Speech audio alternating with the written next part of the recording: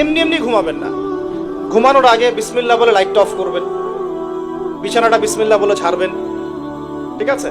Washroom থেকে পারলে অজু করে আসবেন, মশারি দিচ্ছেন, লাইটস অফ করছেন, পাত্র যেগুলো আছে সেগুলো একটু ঢেকে রাখবেন বিসমিল্লাহ বলে, দরজা লাগাবেন বিসমিল্লাহ বলে।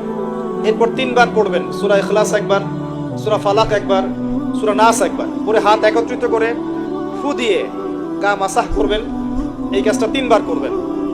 একবার আয়াতুল কুরসি পড়বেন, সূরা বাকারার 255 নম্বর আয়াত, আল্লাহু লা ইলাহা ইল্লা হুয়াল হাইয়ুল কাইয়ুম, এটা শেষ পর্যন্ত। এরপর সূরা বাকারার শেষের 3টা আয়াত পড়বেন, লিল্লাহি মা ফিস সামাওয়াতি, এখান থেকে ফানসুরনা আলাল কওমিল কাফিরিন পর্যন্ত। তারপর ডান কাতে পাশ ফিরবেন, বলবেন আল্লাহুম্মা বিইসমিকা আমুতু ওয়া আহইয়া। হাত নিবেন, হাতে গুনতে থাকবেন সুবহানাল্লাহ সুবহানাল্লাহ সুবহানাল্লাহ 33 বার, আলহামদুলিল্লাহ আলহামদুলিল্লাহ আলহামদুলিল্লাহ 33 বার, আল্লাহু আকবার আল্লাহু আকবার আল্লাহু আকবার 34 বার, ঘুমিয়ে যাবেন।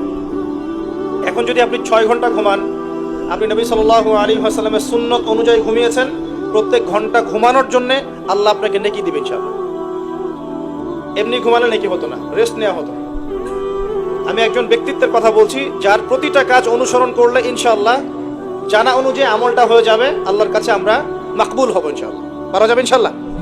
ঘুম থেকে উঠলেন, এমনি এমনি উঠে চলে যাবেন না, উঠেন, বসেন, বসে ঘুমের ভাব দূর করেন, দূর করে বলবেন আলহামদুলিল্লাহিল্লাযী আহইয়ানা বা'দা মা আমাতানা ওয়া ইলাইহিন নুশুর। এবার বাথরুমে যান, বাথরুমে গিয়েই বাথরুমে ঢুকে গান গাওয়া শুরু করবেন।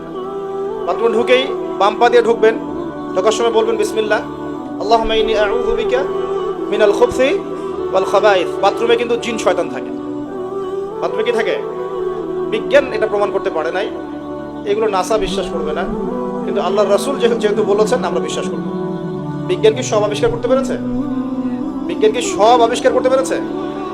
বিজ্ঞানের আবিষ্কার কত পার্সেন্ট? এই মহাবিশ্বের 1%ও না, মহাবিশ্বের 1%ও না। আমাদের দেহের মধ্যেই যে রূহটা আছে, এই রূহটার কি কোনো ব্যাখ্যা করতে পারা গেছে? রূহটা কেমন, কঠিন না তরল না বায়বীয়, ব্যাখ্যা করা গেছে?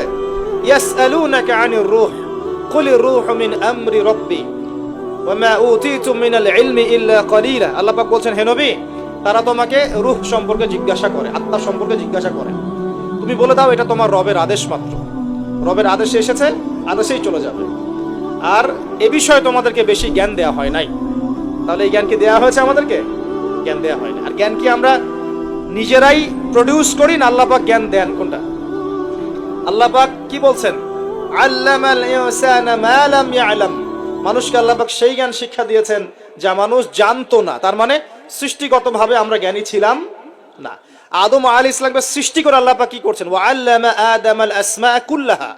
আমি আদমকে সৃষ্টি করে তাকে সমস্ত নাম শিক্ষা দিয়েছি, আল্লাহ পাক বলছেন। তা আদম আলাইহিস সালাম কি সৃষ্টিগতভাবে জ্ঞানী ছিলেন, নাকি আল্লাহ পাক তাকে জ্ঞানী করেছেন? কোনটা? আল্লাহ পাক জ্ঞানী করেছেন। সো জ্ঞান কার পক্ষ থেকে আসে? আল্লাহর পক্ষ থেকে। এটাই হচ্ছে ওয়াকুলিল হাক্কু মির রাব্বিকুম, হক বা সত্য জ্ঞান তোমার রবের পক্ষ থেকে আসে।